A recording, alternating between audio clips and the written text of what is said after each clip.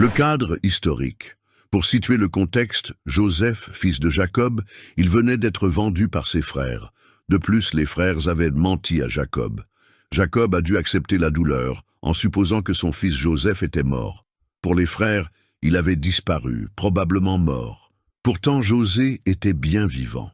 Lorsque Joseph fut emmené en Égypte par marchands ismaélites, il fut acheté par Potiphar, un officier égyptien. Potiphar était le patron de la garde de Pharaon, roi d'Égypte, selon Genèse 39, verset 1. José s'est retrouvé dans un environnement étranger et une culture inconnue, entouré d'une nouvelle langue. Ce fils bien-aimé de Rachel et ouvertement préféré par Jacob, son vieux père, a été vendu comme n'importe quel autre esclave et jeté dans une situation qui semblait encore plus désespérée que l'abîme dans lequel ses frères l'avaient jeté. Deux choses brillent par leur absence quand on nous présente leurs conditions en Égypte. Premièrement, il n'y a aucune mention du temps. Nous ne savons pas combien de temps Joseph a passé dans la maison de Potiphar avant que ces événements n'aient lieu. Cela aurait pu prendre 2 ans ou 2 mois. Deuxièmement, on ne parle pas d'adaptation que Joseph devait faire. Rappelez-vous, il venait d'une maison où il vivait la fierté et la joie de ta mère et le fils préféré d'un père qui l'adorait. Il a été brutalement attrapé par ses frères, dépouillé de son manteau voyant et jeté dans une fosse profonde et sale, sans avertissement. Sauvé de cette situation, il fut vendu à des marchands d'esclaves endurcis et transporté en caravane vers un pays lointain, où il était vendu aux enchères comme un produit de faible valeur. Il a certainement dû faire face à de nombreux changements et ajustements. Selon la Genèse, il fut vendu à un homme nommé Potiphar, décrit comme le chef des gardes du corps, ou, tel qu'interprété par la NIV, le chef de la garde. Potiphar n'était pas idiot. Quel que soit le titre qui lui a été attribué, c'était un homme avec une vaste expérience militaire et le pouvoir sur la vie et la mort. José, en revanche, non seulement s'est adapté à son nouveau poste, mais il a prospéré pour une raison importante. Cette raison est révélée dans une belle phrase, ce qui se répète plusieurs fois dans l'histoire de Joseph. Et le Seigneur était avec Joseph. Le Seigneur était avec Joseph de telle manière qu'il prospérait dans la maison de son maître égyptien. Quand son maître comprit que le Seigneur était avec lui et que le Seigneur lui a accordé succès dans tout ce qu'il a fait, José gagne ses faveurs et devient son assistant. Potiphar le plaça à la tête de sa maison et lui confia tous ses biens. À partir du moment où tu l'as mis en tant que responsable de votre maison et pour tout ce qu'il possédait, le Seigneur a béni la maison de l'Égyptien à cause de Joseph. La bénédiction du Seigneur était sur tout ce que Potiphar avait, à la maison comme sur le terrain. Alors Potiphar a tout laissé sous la garde de José. Avec José aux commandes, il ne se souciait de rien d'autre, sauf avec la nourriture qu'il a consommée. De plus, Joseph était un jeune homme robuste et beau. Genèse 39, versets 2 à 6. La vie de Joseph était intimement liée au Dieu souverain d'Israël. Il l'a guidé et lui a donné faveur aux yeux de Potiphar. Dieu, sans aucun doute, était la clé pour le succès de José. Cela n'a rien à voir avec la chance. De plus, José n'avait pas besoin de convaincre Potiphar que le Seigneur était avec lui, car Potiphar pouvait clairement le voir. Quand son maître remarqua que le Seigneur l'a accompagné et lui a donné du succès dans tout ce qu'il entreprenait, Genèse 39, verset 3. De plus, José n'a pas utilisé sa religiosité comme moyen de gagner les faveurs de son patron. Joseph a gagné la faveur du Seigneur, tout simplement parce que le Seigneur a fait prospérer tout ce qu'il entreprenait. Notez qu'il ne dit pas que Joseph a demandé des faveurs à Potiphar, il trouva grâce aux yeux de Potiphar. Potiphar a reconnu la confiance de Joseph en Jéhovah en observant les preuves de cette foi dans la vie et l'œuvre de José. Joseph était un jeune homme travailleur et appliqué. Potiphar augmenta donc ses responsabilités et l'autorité. Enfin, le chef de la garde lui confia la gestion de sa propre maison. En d'autres termes, il a transféré tous ses biens pour le contrôle de Joseph. Tout ce que Potiphar a acquis, placé sous la direction de Joseph, dit l'Hébreu. Il est intéressant de noter que non seulement les possessions de Potiphar étaient sous l'étroite surveillance et direction de José, mais aussi tous vos gains. Quelle avancée extraordinaire! D'un esclave commun, probablement un parmi des dizaines dans la maison de Potiphar, gérait la maison du plus grand militaire égyptien. Mais l'histoire de José ne fait que s'améliorer. Car par Joseph le Seigneur, bienheureuse maison de Potiphar, et tout ce qu'il possédait. Un plus grand succès apporte des niveaux de confiance plus élevés, qui à leur tour conduisent à des règles les plus exposées au risque de vulnérabilité. Concernant l'ascension, F.B. Meyer argumente judicieusement: nous pouvons nous attendre à la tentation aux jours de prospérité, plus qu'aux jours de privation et de dur labeur, pas sur les sables brûlants du désert, mais sur les plaines ensoleillées de la complaisance. Pas quand le jeune homme grimpe dur l'échelle abrupte de la gloire, mais quand il a déjà traversé les portails d'or, pas là où les hommes froncent les sourcils, mais là où ils sourient, un doux sourire exotique de flatterie. C'est là que se cache la tentatrice. Fais attention. Quelle sage parole! Cet avertissement ne s'adresse pas à ceux qui sont en panne ou malheureux. Le message est destiné aux réussis, aux cadres montants, à l'homme ou à la femme, en route au sommet de la hiérarchie. Celui qui récolte les fruits, une confidentialité et une confiance accrue.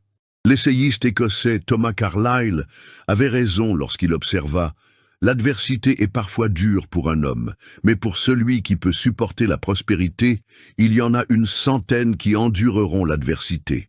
Les tentations qui accompagnent la prospérité sont beaucoup plus gros et plus subtils que ceux qui accompagnent l'adversité. Joseph était clairement en plein essor. Potiphar était responsable de tout, et on lit qu'il s'en fichait avec rien d'autre que la nourriture qu'il mangeait. C'est de cela dont je parle lorsque je parle de confiance. Voici un esclave qui méritait d'être vénéré et digne de confiance. En conséquence, Potiphar a tout remis entre ses mains. J'interprète cela comme suggérant que José a planifié sa propre routine, organisé le domaine de Potiphar et gérait toutes ses finances. Potiphar lui confia tout. Mais rappelez-vous qu'avec plus de succès viennent des niveaux de confiance plus élevés, ce qui conduit inévitablement à périodes de vulnérabilité les plus critiques. Dans de tels moments, nous pouvons espérer tentation aux jours de prospérité. C'est là que se cache la tentation en attendant. Attention, le Saint-Esprit qui planait sur l'écriture du texte biblique a conduit aux choix intelligents et j'ai besoin des mots. Ainsi, Genèse 39, verset 6, se termine par une phrase inattendue mais significative. Or, Joseph était beau d'apparence et de visage. La Bible vivante dit « Joseph, au fait, c'était un jeune homme très séduisant ». La nouvelle version internationale déclare « José était beau et beau ». Ces mots utilisés pour décrire l'apparence de Joseph n'apparaissent que 4 fois dans l'Ancien Testament, en référence à Joseph, Saül, David et Absalom. Réalisez qu'il n'y avait rien de mal en étant en bonne forme physique ou attirant. Cependant, ces caractéristiques viennent avec leur propre ensemble de tentations. Voici un homme qui avait tout, renommée et pouvoir, autorité et respect. Une employée de maison qui possédait tout, vos propres quartiers privés, accès à des informations hautement confidentielles et la confiance totale de votre employeur. En plus, c'était un bel homme que, même s'il ne voulait pas une telle attention, attirait le regard des femmes. Il n'est pas surprenant que le tentateur, l'ennemi de l'âme de Joseph, si vous vous êtes concentré sur ses caractéristiques externes. Les Écritures n'adoucissent pas les mots, ni la femme de Potiphar. Et c'est arrivé après ces événements que la femme de son maître regardait José avec désir et dit « Couche avec moi ». Genèse 39, verset 7. C'est ce que j'appellerais approche directe. Revenons à un commentaire précédent. Les plus grandes réalisations mènent à des moments les plus vulnérables. La tentatrice y attend, soyez prudents. Et c'est arrivé après ces événements. L'auteur de Genèse suggère, faisant allusion au verset précédent qui détaille les réalisations de José, qu'il était prêt à l'attaque de l'ennemi. C'était une tentative avec une précision laser. L'épouse de Potiphar était audacieuse et sans vergogne dans son approche. « Viens au lit avec moi ». La plupart des gens à l'époque comme aujourd'hui, j'aurais été surpris et à tout le moins flatté pour une déclaration aussi tentante. José, en revanche, pas un instant il n'hésita. Il a réagi avec autant de courage, une confiance totale en lui-même et en son Dieu. Mais il refusa, disant à la femme de son maître, « Vous voyez, mon maître ne sait pas ce qui se passe à la maison, et il m'a remis tout ce qu'il possédait. Il n'y a personne de plus grand que moi dans cette maison. Il ne m'a rien refusé, sauf toi, parce que tu es sa femme.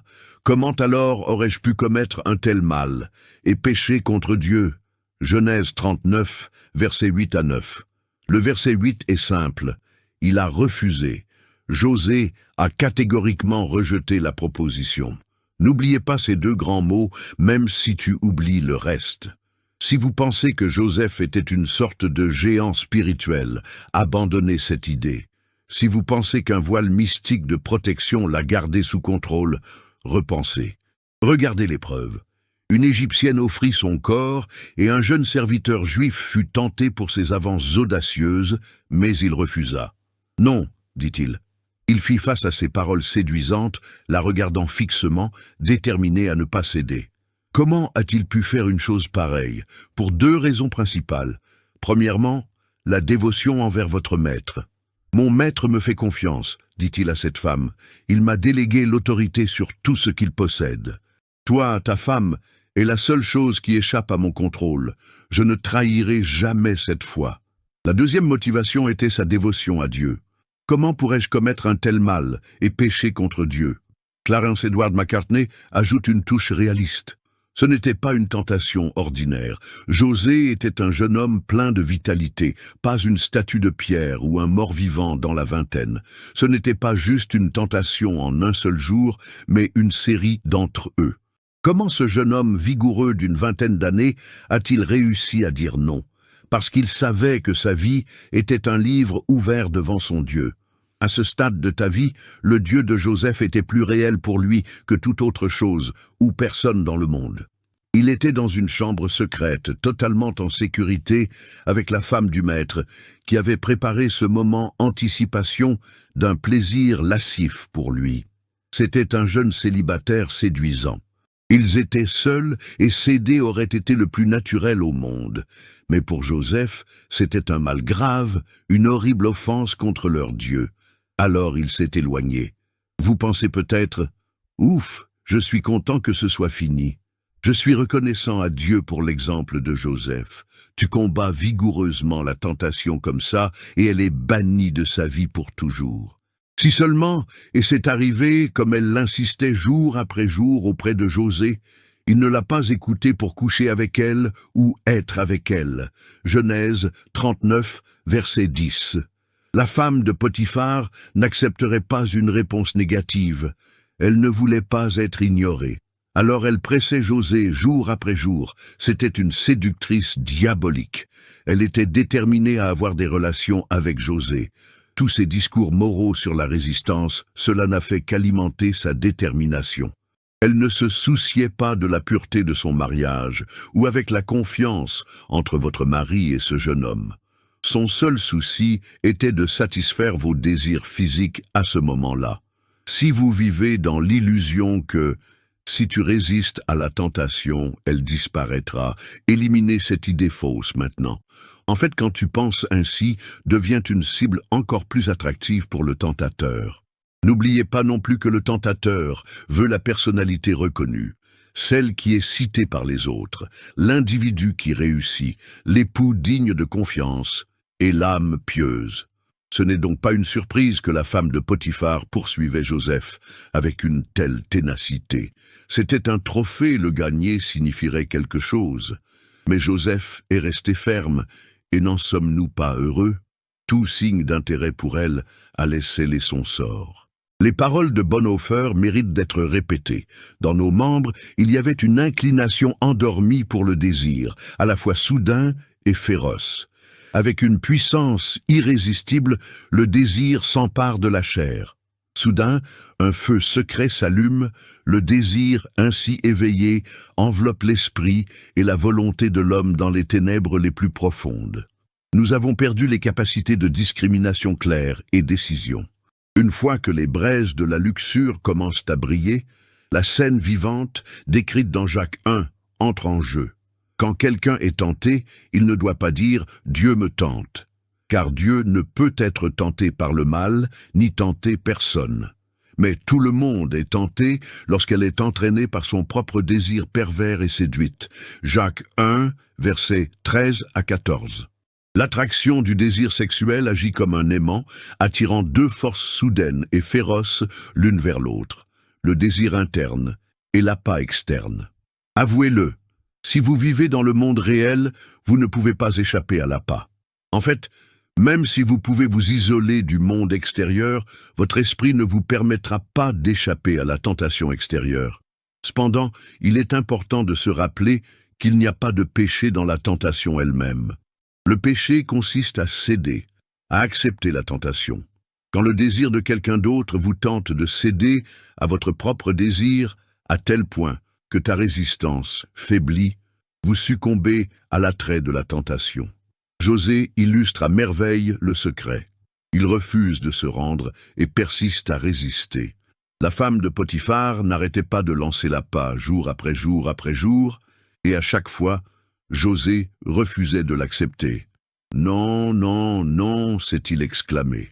Non seulement il ne l'écoutait pas, mais je ne voulais pas non plus être avec elle. Ce n'était pas une personne avec qui être.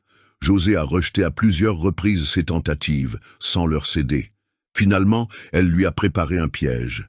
Et il arriva, vers ce temps-là, que Joseph entra dans la maison pour faire ses travaux, et il n'y avait aucun des hommes de la maison autour. Et elle l'attrapa par ses vêtements en lui disant « Couche avec moi ». Et il laissa ses vêtements entre leurs mains et s'enfuit, sortir dans la rue. Genèse 39, versets 11 à 12. Un jour, José est entré dans la maison pour faire ses devoirs. Il n'y avait aucun domestique en vue. Pourquoi ? La femme de Potiphar les a peut-être envoyés faire des courses pour les écarter. Quelle que soit la raison, elle était seule à la maison avec José et a lancé une autre attaque. Cette fois, elle ne voulait pas accepter un non comme réponse. Elle est allée au-delà des avances verbales et a physiquement attrapé José. Elle s'accrochait si fort à lui, il s'est libéré et a couru dehors dans la rue. Il a laissé sa tunique dans ses griffes. Quelle image claire, quelle manière pratique pour éclairer la vérité de la vie de Joseph. Quel précieux conseil biblique. Lorsque le Nouveau Testament traite de la tentation sensuelle, nous donne un ordre. Courir. La Bible ne nous demande pas de raisonner avec cela. Il ne nous est pas demandé de considérer cela et de revendiquer des versets. On nous dit de fuir. Tu ne peux pas céder à la sensualité si tu la fuis. Alors cours pour ta vie, afastes d'Ali. Vous finirez par céder si vous essayez de raisonner avec le désir ou jouer avec des costumes sensuels. Tu ne pourras pas le combattre, alors on court. Et c'est exactement ce que Joseph a fait. Il a couru dans la rue, quitté la femme de Potiphar là, rejeté une fois de plus, tenant ses vêtements et consumé par la fureur. Le ciel n'a pas de colère comme l'amour transformé en haine, ni l'enfer une fureur comme celle d'une femme méprisée. William Congreve a dit « La passion de Dame Potiphar s'est transformée en colère. Elle avait voulu José, mais maintenant je le détestais, ce qui a donné lieu à une accusation fabriquée de toutes pièces. » En réalisant qu'il avait laissé sa tunique à la main et s'enfuit, elle convoqua les hommes de sa maison et leur a fait part de sa version des faits. « Écoute, dit-elle, cet Hébreu qui nous a été amené est venu se moquer de moi. Il a essayé de mentir avec moi, mais j'ai crié. » Genèse 39, versets 13 à 14. Cette femme méprisée ne voulait que se venger. Pour ce faire, elle a monté un faux dossier contre José sur la base de preuves circonstancielles, ses vêtements. Et elle garda la tunique jusqu'au retour du maître de Joseph, et elle lui parla selon ses paroles, disant « Le serviteur hébreu que tu nous as amené est venu m'insulter. » Et il arriva que lorsque son seigneur entendit les paroles de sa femme, sa colère éclata, et le maître de José l'a attrapé et le jeta en prison, un lieu où étaient détenus les prisonniers du roi. Et là, Joseph était en prison. Genèse 39, versets 16 à 20. Elle a menti aux membres de la maison, montrant les vêtements comme preuve, disant qu'il avait tenté de l'attaquer. Ses cris et ses larmes étaient ceux d'une femme rejetée, indignée contre José, le beau jeune homme, ayant résisté à ses avances, parce qu'il ne veut rien avoir à faire avec elle. Quand nous lisons ce récit biblique, nos cœurs ne peuvent s'empêcher d'être désolés pour Joseph. S'il y avait un moment pour récompenser cet homme, ce moment serait maintenant. Récompensez-le pour avoir dit non, jour après jour après jour. Récompensez-le pour s'être enfui au lieu de céder. Observez attentivement comment se déroule le complot contre José. En surface, c'est sombre. Les implications personnelles sont dévastatrices. Joseph était complètement innocent, mais toutes les chances étaient contre lui. La femme de Potiphar avait sa robe comme preuve, et aussi ta position dans la famille, comme source d'influence manipulatrice. Elle a utilisé les deux contre lui, ce qui a conduit à son arrestation. José est resté en prison. Considérez ce qui se passait dans la tête de Joseph dans ce moment douloureux, juste après avoir été arrêté. Non seulement il était innocent, mais il avait rejeté à plusieurs reprises une tentation évidente. Il n'a jamais lu Genèse 41 auparavant. Il n'avait aucune idée de ce qui allait se passer à la fin. Je ne le savais pas depuis quelques années, serait le premier ministre égyptien.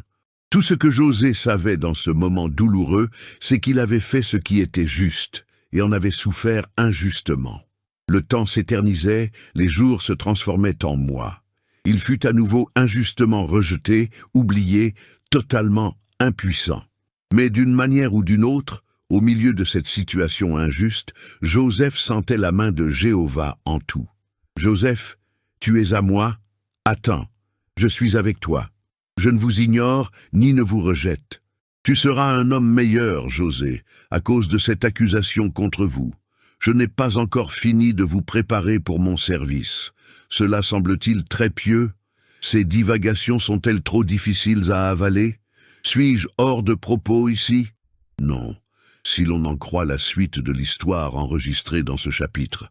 Mais le Seigneur était avec Joseph, et lui fit miséricorde, et il lui fit grâce aux yeux du geôlier. Et le geôlier le remit entre les mains de Joseph tous les prisonniers qui étaient en prison. Et tout ce qui s'y faisait, José était responsable. Le geôlier ne se souciait de rien qui était sous la responsabilité de Joseph, parce que le Seigneur était avec lui, et quoi qu'il fasse, le Seigneur a prospéré. Genèse 39, versets 21 à 23. Avez-vous remarqué la phrase importante « Le Seigneur était avec lui » ? Joseph était entre les mains du Seigneur. Pourtant, la relation était réciproque. Joseph a également obéi à Dieu. Au lieu de devenir amer et en colère, il a mis Dieu en premier. En conséquence, il a prospéré, même s'il est en prison. Incroyable. Quelques mots d'espoir pratique. Il est possible que vous soyez confronté tentation en ce moment, peut-être a-t-il déjà cédé. Certains pensent peut-être, jusqu'à présent, j'ai réussi à résister à l'attraction de tentations sensuelles, mais j'ai besoin de ton soutien continué à résister. Mais personne ici ne peut dire « Je n'ai aucune idée de ce dont vous parlez. Je n'ai jamais rien vu de pareil de toute ma vie. » Alors laissez-moi conclure avec quelques conseils pratiques. Par la grâce de Dieu, 4 conditions doivent être remplies si vous avez l'intention d'éviter la tentation. J'irai droit au but et expliquer chacun d'eux. Numéro 1. Vous ne devez pas être fragilisé par votre situation. Numéro 2, il ne faut pas se laisser tromper par la persuasion. Troisièmement, vous ne devez pas vous laisser aller à vos émotions. Numéro 4, il ne faut pas se tromper avec des résultats immédiats. Quant à votre dilemme, José a tout compris. Il était financièrement stable, respecté et digne de confiance dans leur profession. J'aurais pu laisser tout ça, affaiblissez votre détermination, se permettre de céder à l'opportunité qui se présente, mais il ne l'a pas fait. Je le répète, si vous voulez combattre la tentation, elle ne peut être affaiblie par les circonstances. Ceci est cohérent avec la deuxième condition auquel vous devez adhérer. Il ne faut pas se laisser tromper par la persuasion. Votre tentateur utilisera précisément les mots parfaits pour le convaincre. « Mon mari ne me satisfait pas comme vous. En cédant, tu montreras que tu tiens vraiment à moi. Personne ne le saura jamais. Nous sommes complètement seuls et en sécurité. » Nous devons être conscients du fait que maîtrise de soi morale et éthique est la fonctionnalité la plus précieuse que vous pouvez offrir à votre conjoint et à votre famille. Tenez bon, mon ami, refusez de céder. Toi aussi, tu peux faire ce que Joseph a fait. Tu devrais aussi. Chaque jour, nous sommes entourés d'appâts trompeurs et tous ne proviennent pas d'individus. Certains sont influencés par une chaîne de télévision, par câble, Internet, un magazine. Pression des pairs à l'école ou au travail. Les paroles séduisantes de la femme de Potiphar résonnera dans votre tête. Tu te sentiras comme un prude, le seul qui ne cède pas. Ne vous laissez pas tromper par la persuasion. Aussi attrayant et convaincant soit-il, intégrité et fidélité à Dieu devraient guider vos actions. José le savait, et vous pouvez le savoir aussi. Aussi attrayant que puissent paraître les mots, tout cela n'est qu'un canular. N'oubliez pas que tout cela n'est qu'un mensonge. Troisièmement, permettez-moi de souligner ce principe. Vous ne devriez pas vous laisser aller à vos émotions. C'est vrai, vous avez bien lu. Vos sentiments intérieurs ne demanderont qu'à être satisfaits. La tentation agira sur eux, demandez de l'indulgence. Vous souvenez-vous de la ténacité de Joseph envers son peuple? Enfin, il ne faut pas être ébloui par les résultats immédiats. Souvenez-vous encore une fois de Joseph. Il a été accusé à tort et emprisonné après avoir fait le bien et combattu le mal. Vous constaterez qu'il a été oublié pendant une longue période après cela. Ne vous laissez pas berner par des résultats rapides. Vous pourriez perdre votre emploi, tu risques de perdre ton amant, si nous pouvons appeler cette personne ainsi. Vous risquez de perdre l'acceptation du groupe, peut-être une source de ridicule. Vous pouvez être expulsé du cercle social. Tu es peut-être le seul à ne pas faire quelque chose.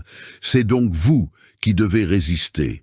Si vous professez le nom de Jésus-Christ, le professe complètement et totalement, et restez moralement pur à partir d'aujourd'hui.